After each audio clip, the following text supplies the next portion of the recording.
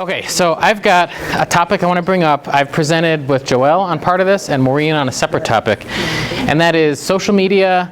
And has anyone heard the saying "print is dead"? Has anyone heard that? I see some shaking. Yes. Has anyone else heard that? Like, the print world is over, it's dying, why do we need a yearbook? Has anyone heard that? Yep. Okay. I hope you all disagree with that, because we're all here today, right? Do you want to say augmented? No, just yearbookdiscoveries.com. I'm here. That's all. You want me at? That's all. Thank you. So I grabbed Loyola, 100-year, very cool example.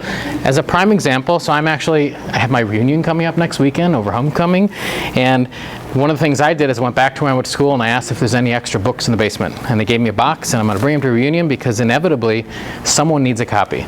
So, as far as print being dead, I really don't think it is. The print world is shifting, right? Stuff we get in the mail, stuff a newspaper versus online or magazine. But what we're all working on hard on is curating a document that is history of that school year at your school, right? And the beauty of, if your students like Snapchat, Facebook, they don't like Facebook, Twitter, whatever is current, that's all fine and great right now. But in 20, 30 years, when they go to a reunion, this just works, right? We don't need an old software, an old player. Like, do you guys remember video? How many different forms of video have we had, right? VHS, beta, laser discs, remember those big ones, like the size of a pizza, right? CD, DVD, Blu-ray. The point is, those will always continue to change, right? But this still works. It just works. Doesn't need a battery, it just works. So I really believe what you're doing is important, because maybe the students may not agree right now, but later on they're going to see the value in this, okay? But with that said, I did want to share a couple tools. One that is a Herff Jones tool, and yes, Joelle, I wasn't sure yet, but augmented reality. Has anyone heard of Erasma? Yes. Has anyone done Erasma? Excellent. Middle schools have to be careful with that. So you can't put a video up with 13 or under 13. Yeah. So we can talk more at middle school as far as how you do it. But for those of you who haven't heard of it, Erasma, this is a little visual aid here. It's an app, so it's not a Herff Jones thing. It's just something. It's out there. It's free to you guys, and we're just helping you with the resources, and especially Joel and I have presented on this, how to implement it in your book. Okay. So really, all it is an app on the phone. Everyone downloads it.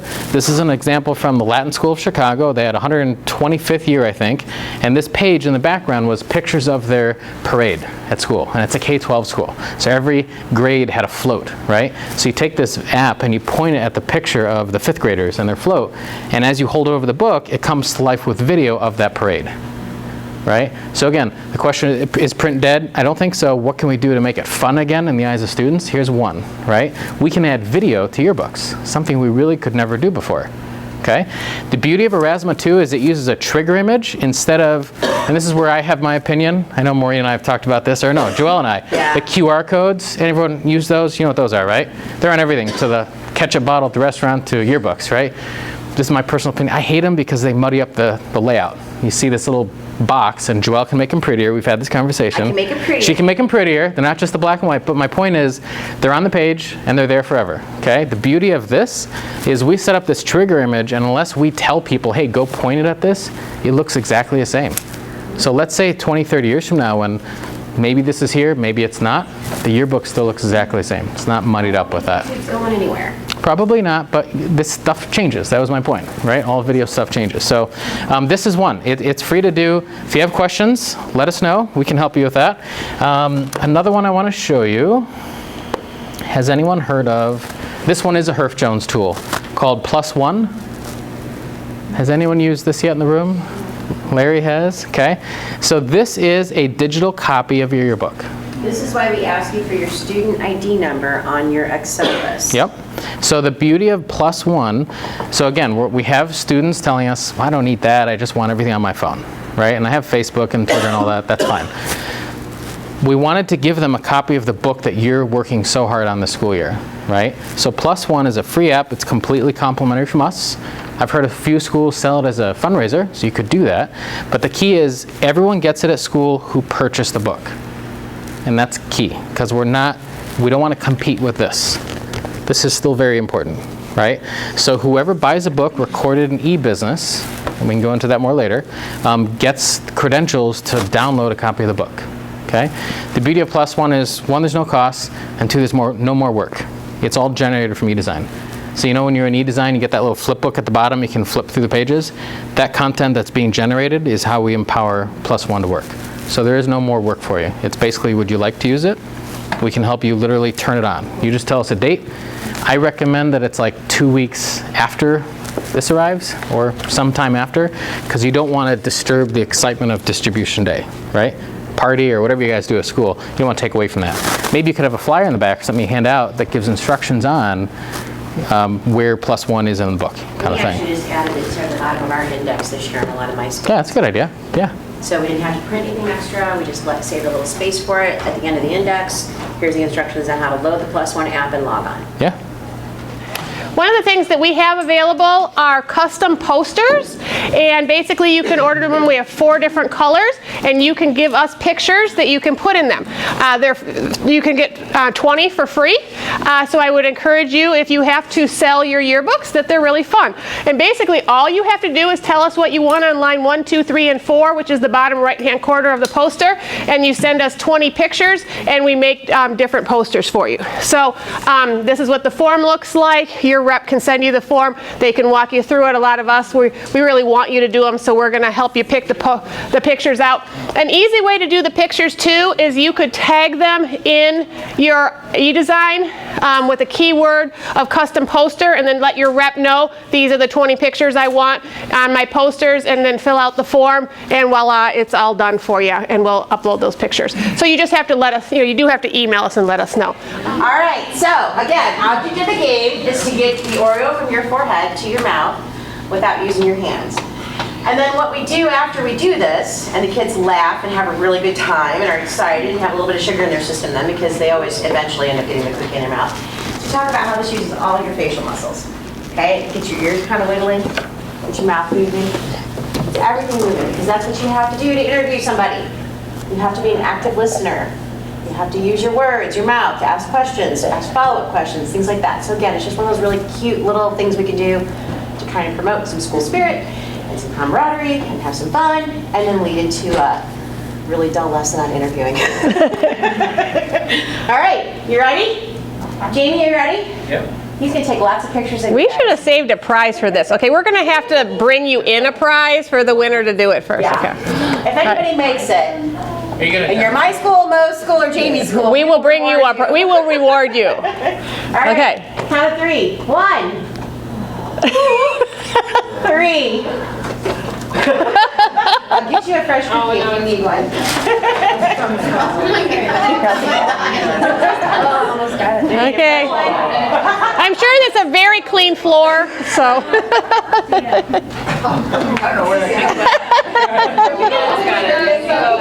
Did you get it? Woo! Anybody else make it? You guys too? Okay. Now, this is why I have a few brand new advisors, and one of the things that I've asked them, even though school has been in session for 4 to 6 weeks now, that stay off of eDesign as long as you possibly can and work on content. Because you can only imagine a 15-year-old, when they start getting into these tools, all the crazy things you are going to have inside your book, because, again, they can. Not because they make sense, but because it's actually possible. So this tool right up here is the 2 tools you're going to use the very most are the text tool and the pointer tool, and then nextly the box tool. So this shape that I've just made, I'm going to grab my pointer tool to delete it. So again, it's the rectangle, and all these tools are inside of there. So a couple things. Dynamic spelling, so if something is spelled incorrectly, it's going to have the little red line. What's really nice is if you upload your student database in there, all the names will be in there. So if a name pops up and they've misspelled it, it will have a red line underneath it. Okay, and So you will know if it's misspelled. So again, if you are a class, that can be something that you're grading them on. So if they say they've proofed that page and it's done, and you go and you see that there's red lines under names, that means they haven't name checked. Also, this little tool right down here in the corner, the toggle name overlay, if you're asking them to tag the names, again, tagging who's in every picture. So for example, like this spread here, we don't have any captions on it, so maybe we wanted all the identifiable people to be tagged so that they're in the index. When you toggle over it, it will tell you if that picture has been tagged or not. So right here, add name tags. So you can tell that no name tags have been added. So again, it can be a grading feature. You can crop all of your pictures. So when you double click on a picture, you get these little circles right here. If you use the cropping tool, which is right down here at the bottom, it's probably hard for a lot of you to see, you're going to get squares and circles. So the square actually changes the shape of the picture. The circles actually change the content inside. And if you make the picture, so I'm stretching the picture bigger, or these actually change the shape, okay? And if you didn't pick the little crop button at the bottom, then you would only have the circles and you would be only affecting the content. One of my favorite tools is the align and distribute tools. So aligning, you know, when you want your pictures to all be lined up, so say I've got these pictures here and the kids, you know, they're trying to get them to align. If you hold down your shift key and you grab all three of them, as you toggle over these, this is align left, this is align center, this is align right, align bottom. So I want to align center, okay? It's going to align them. But now notice this spacing is smaller than this spacing here. I want to distribute that spacing. Now this only works if your picture boxes are exactly the same shape, okay? Because then it knows how to distribute it properly. So I want to distribute vertically. So now, I guess my pictures are not exactly the same shape because it didn't work right. So again, I can use my arrow keys. But if they're exactly the same shape, when you do the distribute, it will work. And then also, as we already mentioned before, the help menu. So go to the help menu, watch the videos. There's lots of them out there. We're adding more of them every day. Yearbook ads, package sales, and again, you've got 3 tabs here essentially: manage, sell, and reports. Manage has all of these sub-tabs. Sell is a really cool feature because you can use it for in-school sales and out-of-school sales. And eBusiness will keep track of what you've sold in school and what you've sold out of school. It'll run 2 separate reports for you. So when you want to make a sale, you simply have to click the student's name. Let's click somebody who hasn't purchased a book. Emily. So if I want to make a sale, and I don't have to worry about screwing this up, I can fix it if I need to. I simply click make a sale. I add whatever Emily needs to buy. I can also include payment and choose whether it's check, cash, money order, whatever. And I can also even toggle to print a receipt. And then I can submit order. And then a PDF will pop up for me to print that receipt. I'm not going to worry about that right now. But guess what? I screwed up. It wasn't Emily that wanted to order a book. Super easy fix. I go to edit sale. And all I have to do is take this book order off of Emily. Am I sure I would permanently want to delete? Yes, I do. Can I add something, Joe? Yeah. We were talking over here about e-business and just use a point of purchase. So someone in the office might be doing this like in Excel, right? You could offer this to them and use this for your book right on here. That way it's all recorded in one place. Yeah, that way they don't have to be typing everything in. So even if you're not using this online order center, use it in school, because that way they're not having to type in each person's name individually. We just pre-upload the list for you. You can do a quick search, and you can do search by last name, Z. Oh, here's all my kids that start with a Z. All I had to do was type in the Z, and then I can quickly find the student I need to add the sale to. Just make sure your working time or whoever's doing this for you much easier. I actually just got one of my secretaries who works for one of my middle schools in Indian Prairie School District. The advisors have had a real treat with having her for the last 15 years because she counts everything. And she creates a fancy little Excel file for them. Well, guess what? She's retiring next year.